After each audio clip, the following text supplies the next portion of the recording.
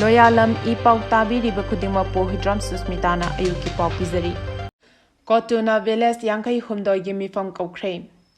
Committee on Travel Unity Cotu gi General Secretary Lamilung Singsitna Makhoigi Lolda Thokpa Cherol Amana Kangpokpi District ki Sadar Hills Tuchung Filen Mall area gi Manung Channel Laiba Khul Yankai Humdoi gi public meeting ama Kaithelmambi Community Hall Sadar Hills ta tha asigi tara taruk ki numit yungba pung tarani thoi taba matamda meeting ama Koukhre.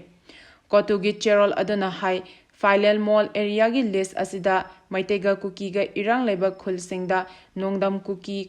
Kamu Leirak Kamu Tampak Kamu Tangang Nongpok Center Nongpok Faizang Maheiroising Kamu Ching Bongbang Khulen Mafau Kuki asina chingba atai kuki na namna taba mafam sing Meepham asigi list yauri. Amaromda ningsingba yai handakta UNC Manipur lengak amasung Ministry of Home Affairs yauna lisingani tara-tarukta District Taret semkibagi yaningdaba utuna leiriba asigi matangda Meepham pangtoktuna makha taba Meepham athang November 15da Senapati da Trapper Talk pangtokadoriba asigi mang oinana Meepham asi korakpani. Licypriya kangu jamna relief camp leiriba Maheiroising awangba thaki course Tamhangadouri. Irang asida thawaina pontha pikraba athoba singi macha masusing amadi relief camp laiba Maheiroising climate and environment activist Licypriya kangu jamna awangba thake course tamhanduna matik chaba miyoi amamam oinaba semgani haina mahakna press ta thadorakpa cherol amada hari.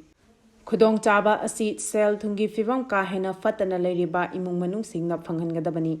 Masigi saruk ama oina Maheiroising da MBBS, BDS, BSc nursing GNM, ANM, BPT, B-Farm, D-Farm, BSc Optometry, BSc MLT, BSc OTT, BSc Anesthesia Technology, BSc Energy Medicine Technology, B-Tech na chingba coursing da tamnaba seat ani Orissa gi Bhubaneswar da laiba High-Tech Medical College and Hospital amasung High-Tech Engineering College da khaktu da thamle. Coursing asi tambada sel amata tingloi Mahei tambada changadaba admission fee amasung tuition fee Licypriya Foundation na pigani. Maheiroising na mass fee khaktamak masana thizagadabani. Relief camp leiriba miyoishingi oinadi Licypriya Foundation na admission amasung tuition fee chada yankai scholarship oina piraga Maheiroi aduna chada yankai puthoksagadabani. Karigumba Maheiroi adugi mama mapa lenga ki thabak tobo oirabadi senfam asi foundation asina chada kun khaktamak puthokani hari. Hauzik MBBS amasung BDS ki oinadi admission loikre adubu atay coursing gi oinadi tha asigi kuntra fawada Licypriya gi email specialenvoy.easttimor@gmail.com natraga Facebook account ta contact tauraga form loba yagani hari. Kangpokpi Churachandpur lambi sembagi project proposal sem saramle. Manipur da thokliba irang asigi marakta kuki singna tokhaiba administration ama PU haina demand tawringe cherak asida Manipur government ki machinery singna atamnana kuki zo demand asiga mateng pangsinduna strategic planning tawrabra habigi achoba wahang laklei. Thoklebe irang asigi manungda kuki zo taba mafam singda government ki ayaba yaudana amadi environment clearance yaudana thong kaya sajile haina achoba wathok oiringe cherakta kuki zo taba mafam sing strategically fauna ba yanabagi damak akhanaba project proposal kaya Manipur government bypass tawraga center da tharabra habasi maikei kaya dagi hangduna laklinge cherakta Kangpokpi Churachandpur lambi sembagi project proposal sarambagi wafam social media da viral oirakre. Manipur government ki education department ki ayaba yaudana mari leinaba official singna Churachandpur district amadi Kangpokpi district ki manungda leiba school kaya Central Board of Secondary Education da affiliate taunaba proposal tharambaga loinana recognition fanglambadagi amuk hana kakthatkraba matungda hauzik amuk PWD Public Works Department Manipur gi EE Executive Engineer Churachandpur Division na Kangpokpi Churachandpur lambi sembagi project proposal sem sarambani. Project proposal asi Manipur government ki mari leinaba minister amasung PWD chief engineer gi ayaba lauraga sakhiba project oibra hairiba project proposal asi mari leinaba ministry da thakbara haibadudi chap chana confirm tawdri adubu project proposal adu english ngani kulhumdai kunmari gi ni haina di palli. Concept paper oina semgalakhiba project proposal asigi maming construction of road from Churachandpur Koprang to Kangpokpi Modbung haina tholi hari. Paugi marak thatna loyalam E-PAO tabiriba khudimakna channel asibu nungsibiduna like amadi subscribe tawbiduna subscriber masing hengat hanbada adom sumateng pangbiyu. UG amasung gang khutpu sengna miyamdagi sengkai thumgai tawba thingnaba anti-extortion cell ama semle haina IG kabifna phongdorakli.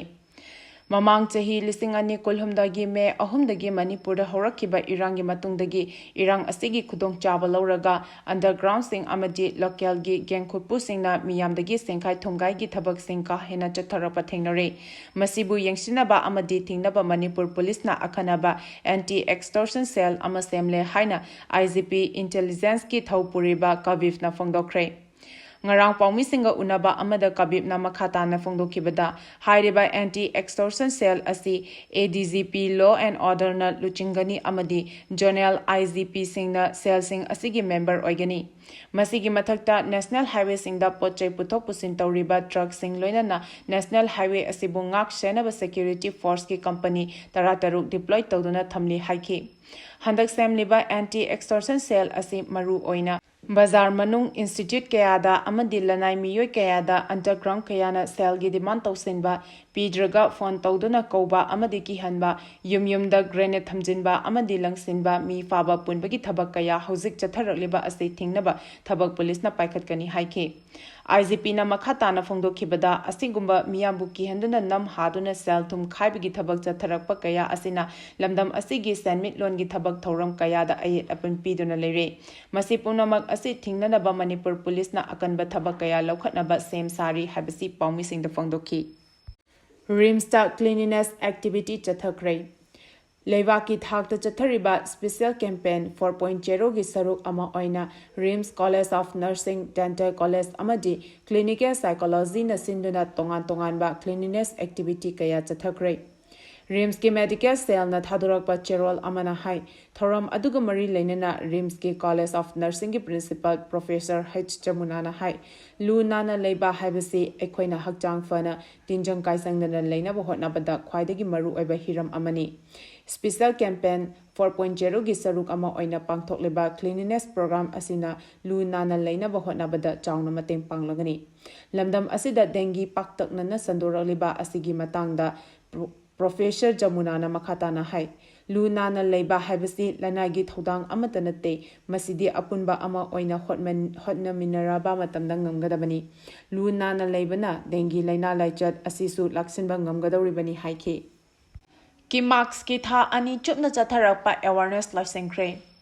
Kanglei Indigenous Martial Arts and Cultural Society ki marks na Manipur gi Art and Culture Department Manipur University of Culture amadi Jain Manipur Dance Academy ga punna sindna role of Manipuri dance in our society haiba thimda tha ani chupna chatharapa awareness campaign ngarang mapungfana loisingkre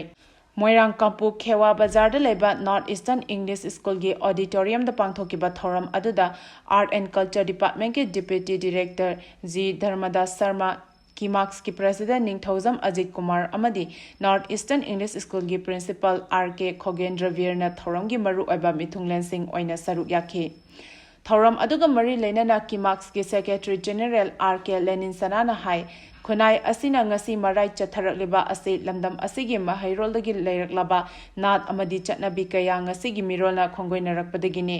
punamak asidagi kharadang oirabasu kalhaunabagi pandamda Manipuri jagoida akhanaba miyeng thamduna campaign asi pangthokpani Manipuri jagoina khunai da loriba thodang kayadu haugalakliba Maheiroisingda campaign asina mayek sengna khanghanba ngamlai Kimax na lenga kimari leinaba department singa kucham naraga chatharakliba campaign asida tongan mamafong kayada leiba school kungi mathakta chatuna campaign asi pangthokre maduda school sing adugi maikaidagi su pukning thogat pirakpa amadi lakadariba chahi singda Mahei tambada changraba yadraba ama oina jagoi isaina chingba art form kaya hapchingani haibagi thajaba pirakpa su lei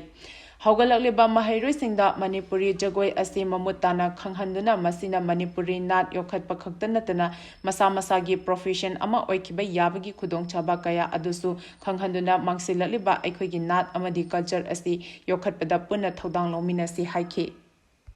Paugi marak thatna loyalam E-PAO tabiriba khudimakna channel asibu nungsibiduna like amadi subscribe tawbiduna subscriber masing hengat hanbada adom sumateng pangbiyu Wakat Meepham Koukhre. Haukiba tang taragi numidangda sakhangdaba nupi ani nupa ahum punna miyoy manga romna tera amudon akham laikai RK Ichanthoi dukanda laklaga mahaki mobile phone laukiba adubu yaningdaba phongdoktuna ngase Women Welfare Association amasung Western Star Club ki imasingna langjing achobada Wakat Meepham ama Koukhre.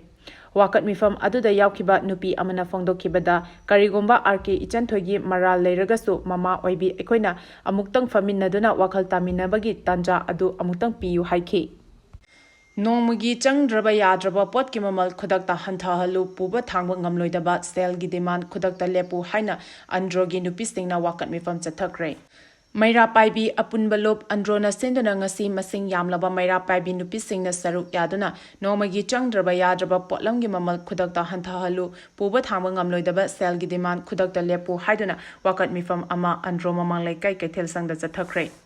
Ngasigi Wakat Meepham aduda maru oina nomagi kangdana changdraba yadraba potchai gi mamal wanglingai cheraksida thokliba irang asida khun ngakpagi mingda tanja lauraga luk kaya amana pan dukan grocery dukan pharmacy school college hospital figi dukan insang napi yonjaba amadi sai yen yolibasing auto rickshaw thoribasing private banking yusungba asina chingbasingda selgi achoba puba thangba ngamloidaba demand toksinduna miyoi kaya amadi dukan natraga masagi sintha leptuna khangnaba kaya yauraklibasing asibu nungaitaba phongdoknakhi. Athuba matamda nongmigi changdraba yadraba potlamsing asigi mamal khudakta hanthahandraba amadi selgi demand toriba lupsingna demand khudakta leptrabadi lekai khulsing punshilaga achoba miyamgi kholau launaba sem sarakloi haninga leite habasi lengak amadi selgi demand toriba lupsingna wakhal tanaba changi haiba adu utli haiki.